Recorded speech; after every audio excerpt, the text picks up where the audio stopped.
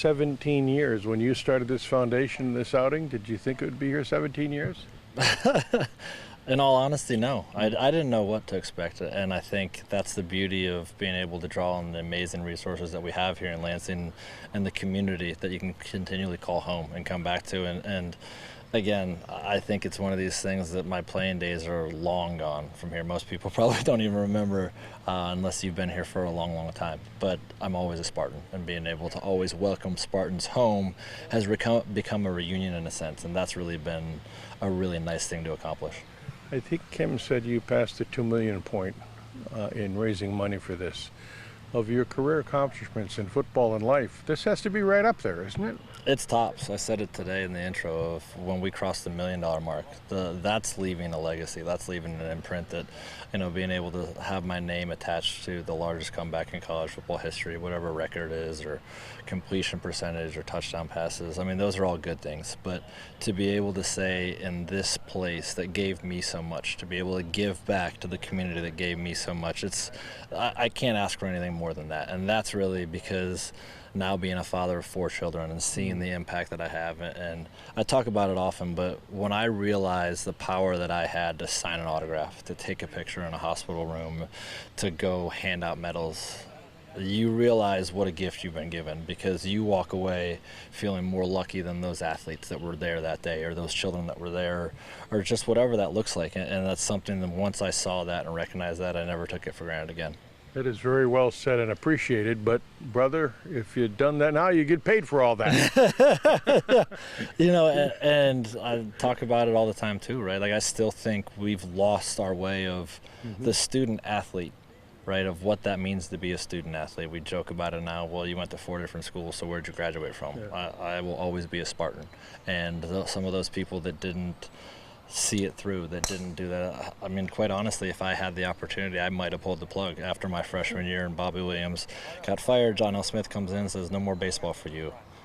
I could have very easily done that now, knowing my mother and father. That would not have been the case. But, I think now we don't embrace difficult times. We just look for the easy way out. And then we're just doing such a disservice to these young men and women that are college athletes, because we're saying, hey, it's okay to not have to go through struggles, but we grow the most when we're uncomfortable. We grow the most when we have to try to find a way out of a really bad situation. And I found myself that way, looking back to that time period of just so thankful to be, again, surrounded by good people that encourage me to stay the course or to do different things or wait my time and make the most of the opportunities when they come. Tom Izzo says Morris Peterson would have transferred 5 times. But he stuck it out, and he made several $1 million in the NBA. Yeah, well, I think that's the thing too, right? Everybody's looking at dollar signs, and as I got long in the tooth in the NFL, people always say, "What's the best piece of advice you can give me?" And I said, "Chase the opportunity, not the money. The opportunity is going to present you far more things than the money ever will." And if you look at that and you become so much concentrated on the results, that's where you lose focus on the process is what's going to get you there. And again, the beauty of this, right, is this golf line is you get to come around and you get to be around like-minded people, and you talk to coaches, you talk to Coach Boss, you talk to Kirk Gibson, you talk to all of these people, former teammates. And when you've been through those type of things, that's what forges you to become a better man, a better woman, to have to deal with that stuff. And if you don't do that, if you run from that, if you hide from that, then you just continue on a path of continually pointing the finger at somebody else. And so that's been something that, unfortunately, we're continuing down that path in college sports because it's a business now. But the student athletes that are athletes are ill-equipped to handle that because they're getting bad advice. They're getting, it's an agent-driven business now with no governing body. There's no players union enforced. There's no, I can go off on a tangent. I don't want to waste all your tape, but, that's why I have so much respect for Coach Izzo and how he's operated.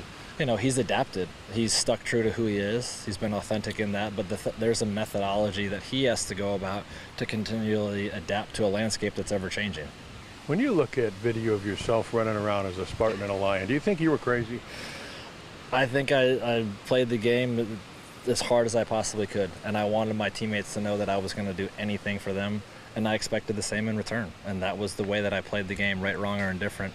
I think part of it was ignorance because I didn't know any better. When I was at Farmington Hills, if you told me that I would have rushed for over 1,000 yards in my Michigan State career, I would have laughed at you. And then I got to the NFL, and my coach was like, "You're not paid to do that anymore. You're paid to throw the football." So, I had to grow and adapt, and I had to evolve, and all of those things. But I look back at those Michigan State games, and part of it was just, you talk about some defenses that I had to go against, some monsters on the other side of the ball that had long NFL careers, and you sit there, and sometimes I do, especially now, right? But the power of your mind when you can go to a place and accomplish things or do different things, it's an amazing thing. Now Aiden Childs is the crazy guy. His style remind you a little of you?